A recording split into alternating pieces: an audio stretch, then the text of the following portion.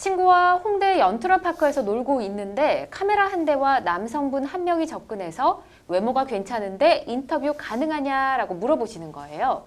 저는 촬영을 원치도 않았고 사실 옆에 있는 친구는 썸을 타는 친구이고 사귀는 남자는 따로 있거든요. 그래서 방송을 통해 제 얼굴이 나가는 걸 원치 않아서 거절했습니다.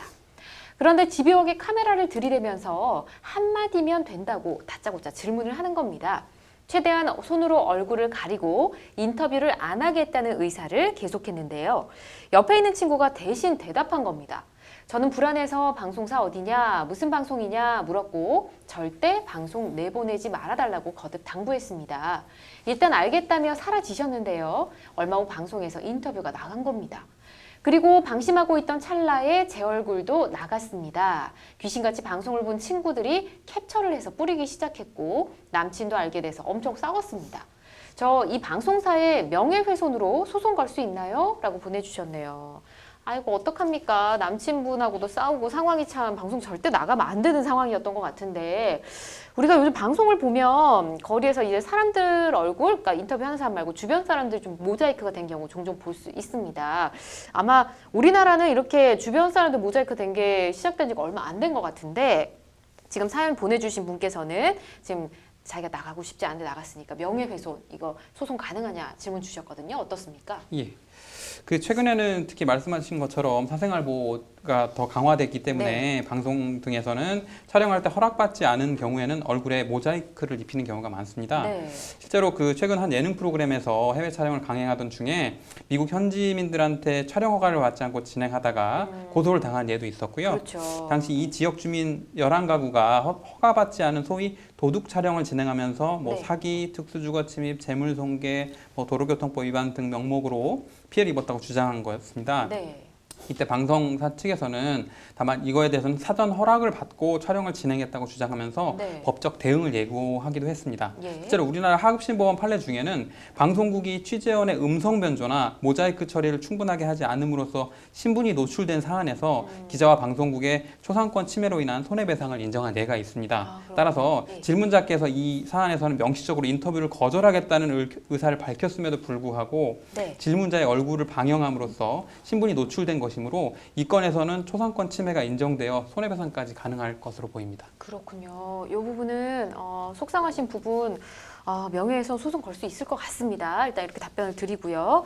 자, 그러면 인터뷰를 진행한 지금 아까 남성분 한 분이 있었다 그랬잖아요. 요 한 명을 대상으로 소송을 거는 게 좋을지 아니면 방송사 자체를 대상으로 소송을 걸어야 될지 어떤가요? 네, 변호사님 말씀 주신 것처럼 초상권 침해가 불법 행위로 성립하여서 손해배상 청구까지 가능한데 손해배상 청구를 할 때에는 통상 그 행위, 불법 행위를 직접 한 행위자와 그 행위자의 행위가 가령 업무상 행위였다라고 하면 그를 감독하는 자, 예를 들면 방송국이겠죠. 양자를 다 소송의 피고로 삼는 것이 통상적입니다. 두 곳 다 대상을 다 해서 따진다면은 그 제작진 1인께서는 직접 불법 행위를 한 행위자이신 거고 그다음에 방송국 같은 경우에는 근로자인 그 제작진을 제대로 지휘 감독하지 못했던 부분, 업무상 감독하지 못했던 부분에 대해서 과실로 인한 불법 행위 책임이 있으니까 양자 모두 공동 불법 행위자로서 책임을 져야 하므로 피고를 모두 지정을 하시는 게 타당하실 것 같습니다. 그렇군요. 이것도 참고하시면 좋을 것 같고요. 만약 이럴 수도 있잖아요. 인터뷰를 흔쾌히 기분 좋게 해줬습니다. 근데 어떤 개인적인 사정으로 인해서 방송 나가기 하루 전이라든지 급박하게 내가 인터뷰했던 거 좀 빼주세요 라고 얘기할 수도 있잖아요. 근데 제작진 입장에서는 사전에 허락을 받은 것이니까 이건 저희가 좀 쓰겠습니다 할 수도 있잖아요. 어떻습니까?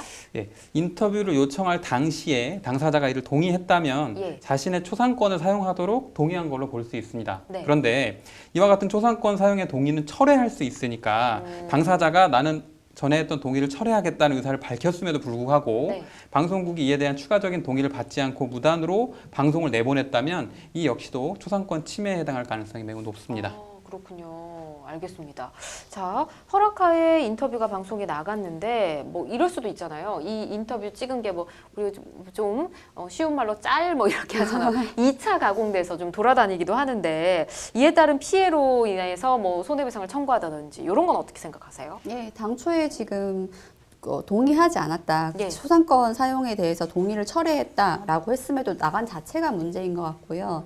근데 이로 인한 손해배상 같은 경우는 단지 한 번 방송되고 끝났으면 상관이 없는데 네. 첫 번째 영상물이 일파만파 재제작되고 또 퍼져나간다라고 하면은 손해배상 청구 금액도 더 늘어날 것 같고요. 네, 그로 인한 피해도 당연히 손해배상 청구도 가능할 것 같습니다. 그렇군요.